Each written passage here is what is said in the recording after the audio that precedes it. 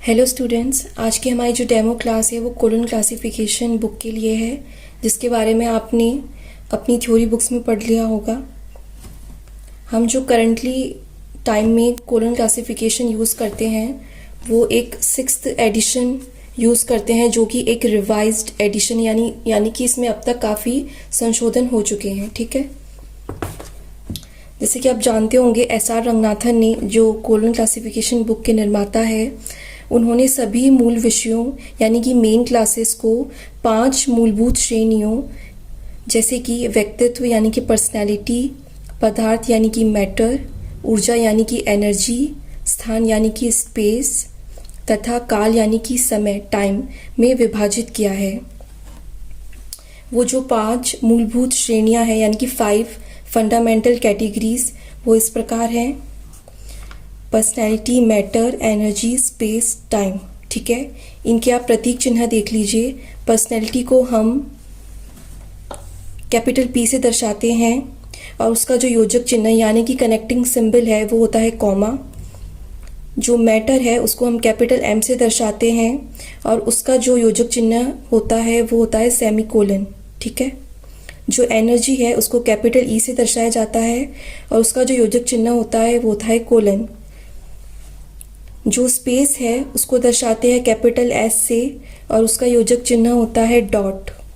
Time को हम जो है कैपिटल T से दर्शाते हैं और उसका योजक चिन्ह होता है एपोस्ट्रोफी।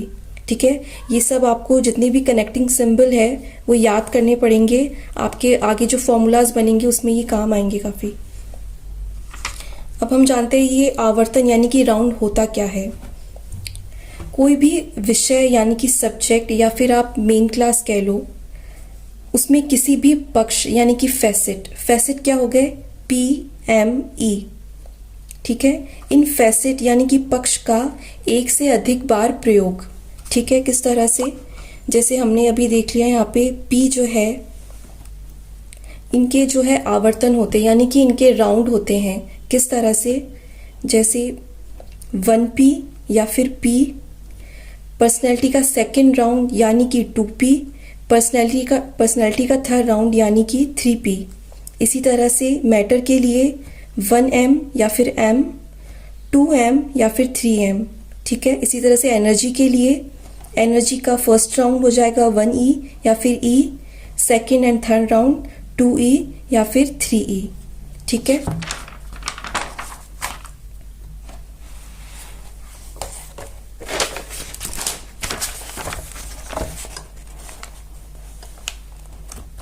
यह बात आपको याद रखनी चाहिए कि स्पेस और टाइम के राउंड कभी नहीं होते। ठीक है,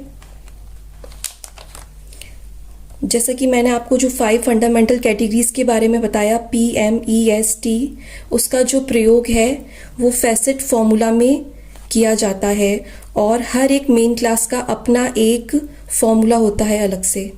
ठीक है, जैसे कि आप एग्जाम्पल के लिए देख सकते हैं, लाइब्रेरी साइंस का फॉर्मूला है 2।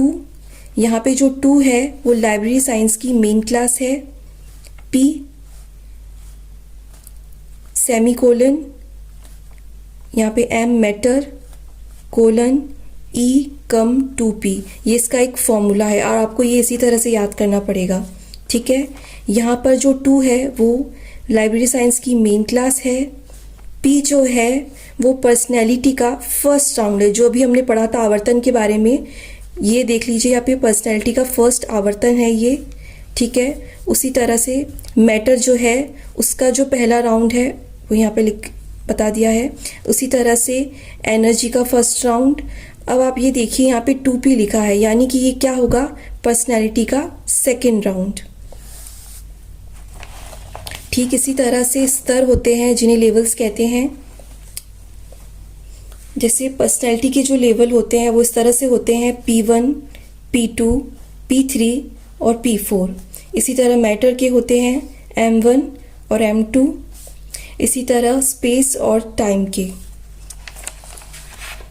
ठीक है, इसके लिए आप एग्जांपल समझ सकते हैं। एक मेन क्लास है O लिटरेचर, उसका जो फैसेट फॉर्मूला है वो इस तरह से है, O P P1, P2, P3, comma P4।